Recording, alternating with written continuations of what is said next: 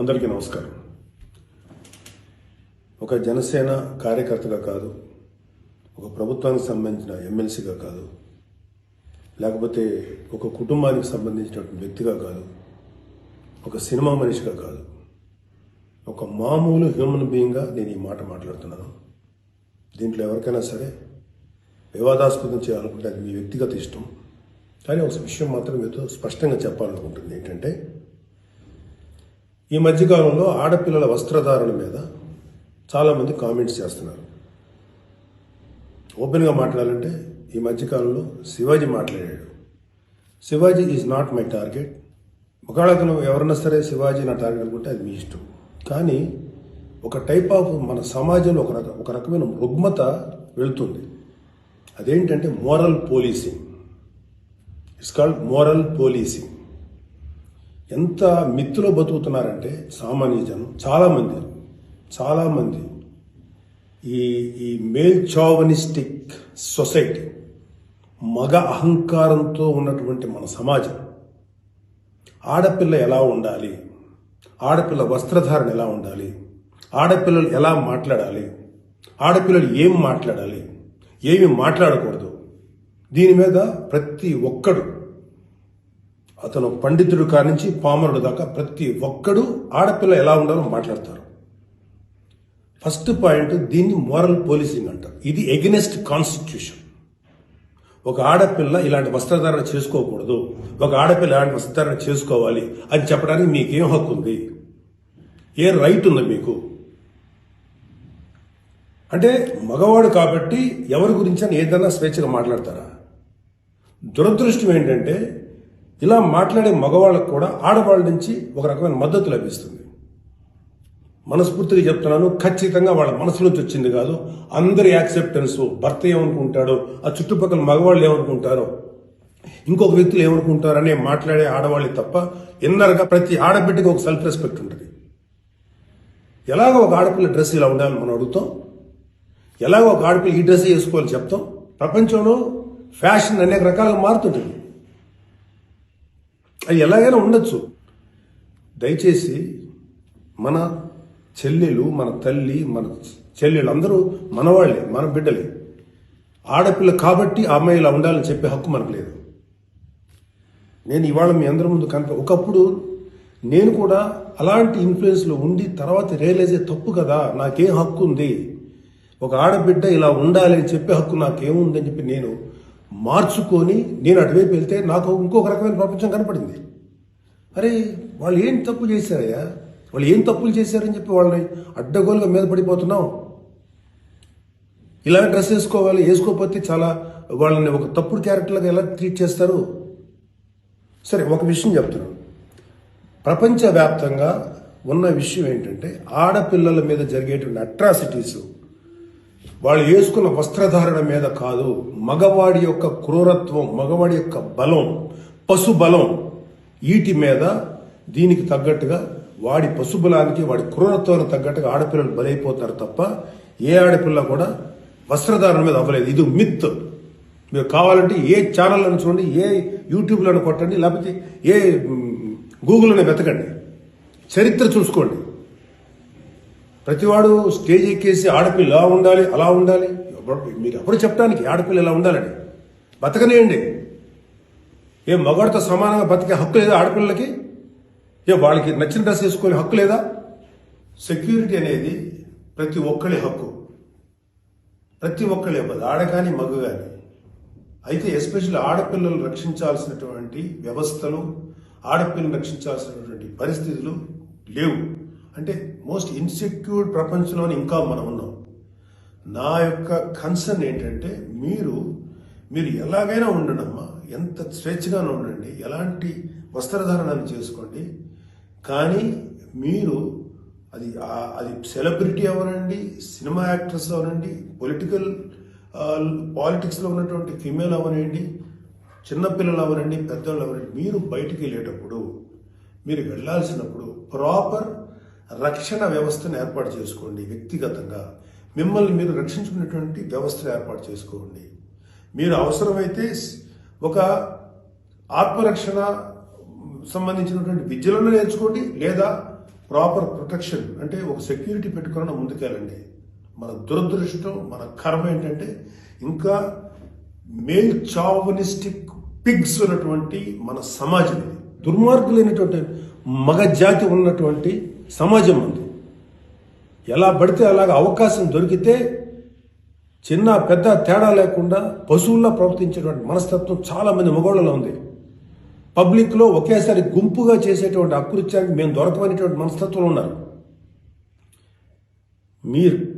మీరు ఎలా ఉండాలో అలా ఉండండి, మీకు ఎలా కావాలో అలాగే ఉండండి, ఎలాంటి డ్రెస్ వేసుకోవాలో అలాగే వేసుకోండి, తప్పలేదు. చెడ్డ పనులు చేయకండి, యాంటీ సోషల్ ఎలిమెంట్స్గా బారకండి, క్రైమ్ చేయకండి, ఇది చెప్పండి మీరు. అంతేగాని ఇలాంటి డ్రెస్ వేసుకోవద్దు, ఇలా ఉండద్దు, ఎలా హక్కు ఉందండి మనకి? మగవాళ్ళకి ఏ హక్కు ఉందండి? మహా చెప్పాలనుకుంటే అమ్మ మీ మీద ఎవరన్నా అటాక్ చేస్తే తిరిగి కొట్టగలిగేటువంటి శక్తిని సంపాదించుకోండి, డిఫెన్స్ నేర్చుకోండి. ఇది ఒళ్ళంతా బట్టలు కప్పుకున్న ఆడబిడ్డలకి ఇదే వర్తిస్తుంది. ఒక స్టైల్గానో లేకపోతే ఒక మోడర్న్గా ఆడుకున్న డ్రెస్ వేసుకున్న ఆడపిల్లలకి ఇదే వర్తిస్తుంది.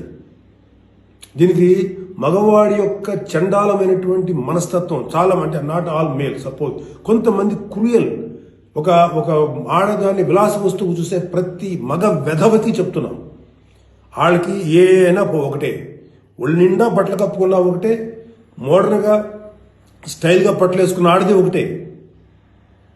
వాళ్ళు కొంతమంది గురించి ఆడపిల్లలు ఇలా ఉండాలి అలా ఉండాలి చెప్పడానికి ఏంటి? మీరు ఒక్కసారి వడ్డాది పాపయ్య గారి బొమ్మలు చూసారా? మన అజంతా శిల్పాలు చూసారా?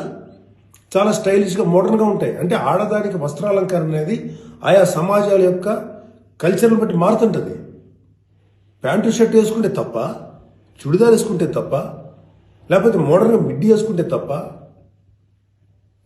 ఇది వాళ్ళ తప్పు కాదు. వాళ్ళకి సరిగ్గా రక్షణ కల్పించలేకపోవటం, రాజ్యాంగమైనటువంటి మన ప్రభుత్వ వ్యవహారం వాళ్ళకి సరిగ్గా రక్షణ కల్పించకపోవటం ప్రభుత్వ వైఫల్యం అవుతుంది.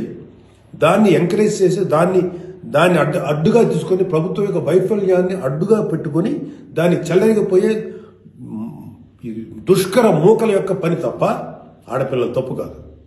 ఆడపిల్లలు వేసుకునే డ్రెస్సు వల్ల ఆడపిల్లల మీద అత్యాచారం జరుగుతుందని మీరు మీ పనికి మాలిన కామెంట్లను సపోర్ట్ చేసుకుంటే మాట్లాడే మాట ఇది. మారిపోతుంది సమాజం. ఏఐలోకి వచ్చాం మనం, ఆర్టిఫిషియల్ ఇంటెలిజెన్స్లోకి వచ్చాం. ఇంకా ఆడపిల్ల ఇలాగ ఉండాలని చెప్పి మనస్తత్వం ఉన్న మగవాళ్ళని ఖండించండి. ఇన్ని కబుర్లు చెప్తున్నారు. నేను ఒకసారి లాంగ్ బ్యాక్ చెప్పాను, ముగ్గురు మహానుభావులు మాట్లాడిన మాటలు చెప్పాను. వాళ్ళు ఇలాగే కామెంట్ చేశారు. అప్పుడు వాళ్ళకి ఆన్సర్ చెప్పారు. ఇప్పుడు మళ్ళీ చెప్తున్నా, ఆడదాన్ని అవమానించిన ఏ ఒక్కడు కూడా బాగుపడలేదు మన పురాణాల ప్రకారం. ద్రౌపదిని నడి సభలో అవమానించిన ప్రతి కౌరవుడు సర్వనాశనం అయిపోయాడు, ఇంక్లూడింగ్ భీష్మాచార్యుడు, ద్రోణాచార్యుడితో సహా. ఇప్పుడు నేను మాట్లాడినాక నాకు 100 కామెంట్లు పెడతారు మీరు, నాకు తెలుసు. అయినా నేను నా వాయిస్ ఓపెన్ చేయకపోతే తప్పు చేసినాను అవుతాను. చాలా మంది ఆడబిడ్డలు వాళ్ళు ఎన్ని బాధలు పడి ఎంత చేసి ఇలా ముందుకు వస్తున్నారు. వాళ్ళకున్న వ్యక్తిగత సమస్యలు ఉంటాయి. ఒక ఆడపిల్లకి సంబంధించినటువంటి ఎన్నో రకాల ఇష్యూస్ ఉంటాయి. అటన్నింటినీ కాదనుకుని సమాజం గురించి బతుకుతున్నారు. ఐఏఎస్లు అవుతున్నారు, ఐపీఎస్లు అవుతున్నారు, లేకపోతే పెద్ద పెద్ద పొజిషన్స్లో ఉన్నారు, సినిమా ఇండస్ట్రీలో ఉన్నారు, లేకపోతే క్రియేటివ్ ఇండస్ట్రీలో ఉన్నారు, పెద్ద పెద్ద వ్యాపార సంస్థలో ఉన్నారు. ఆడదాన్ని గౌరవించిన ప్రతి ఒక్కడు గొప్పోడయ్యాడు. గొప్ప గురించి కూడా మాట్లాడు, రెస్పెక్ట్ ఇవ్వండి అయ్యా మా తోటి ఆడపిల్లలకి. మహా అయితే మీరు ఏం చెప్పాలి ఆడపిల్లలకి? అమ్మ మిమ్మల్ని మీరు ప్రొటెక్ట్ చేసుకునేటువంటి స్థితిలో ఉండండి, మిమ్మల్ని మీరు రక్షించుకోండి, లేదా రక్షణగా మనుషులను తీసుకెళ్ళండి, ఏదో ఒకటి చేయండి. కాకపోతే ఏంటంటే మీకు ఇంత చుట్టుపక్కల ఇంత కరుడు కట్టినటువంటి దుర్మార్గమైన కామాంధులైనటువంటి సమాజంలో కొంతమంది ఉన్నప్పుడు వాళ్ళని మిమ్మల్ని మీరు రక్షించకుండా ఏర్పాటు చేసుకోండి. మీకు ఒక తమ్ముడుగానో, ఒక అన్నగానో, ఒక తండ్రిగానో, ఒక సోదరుడుగానో ఇది నా రిక్వెస్ట్ తప్ప మీరు ఇలా ఉండాలని మాత్రం చెప్పటం పెద్ద క్రైమ్. ఆడపిల్లలు ఉండాలని చెప్పేది పెద్ద క్రైమ్, వెరీ బిగ్ మిస్టేక్. ఇది ఇలాంటి దాన్ని మాట్లాడినందుకు ఒక వ్యక్తి యొక్క వ్యక్తిత్వం పక్కన పెడితే ఇలాంటి మాట్లాడినందుకు ఈ మాటలు సపోర్ట్ చేసేటువంటి స్త్రీల గురించి నాకు బాధ అనిపిస్తుంది. ఇలా మాట్లాడతారా?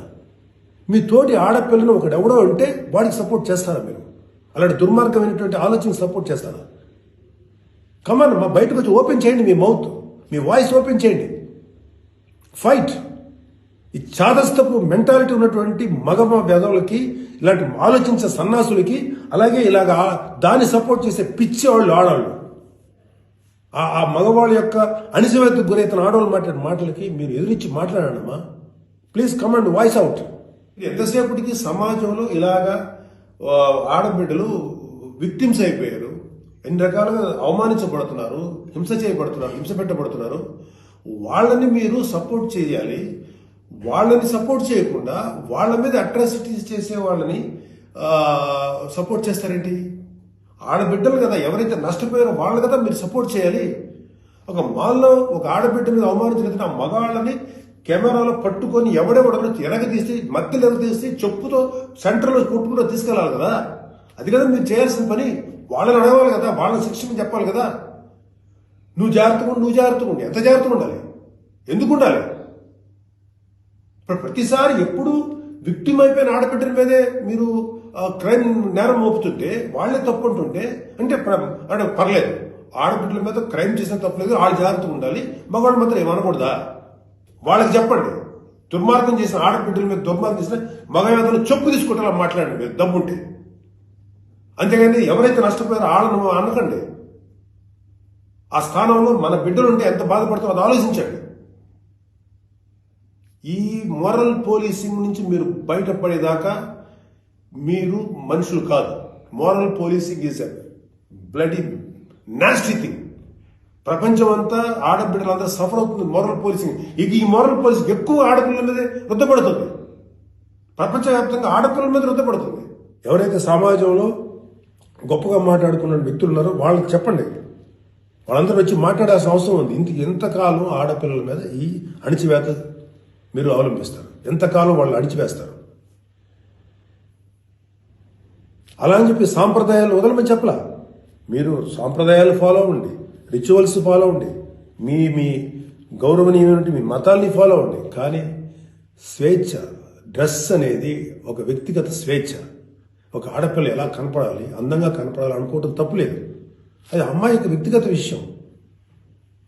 అమ్మాయి మితిమీరి ప్రవర్తిస్తే లా అండ్ ఆర్డర్ ఉంది, లా అండ్ ఆర్డర్ చూసుకుంటుంది.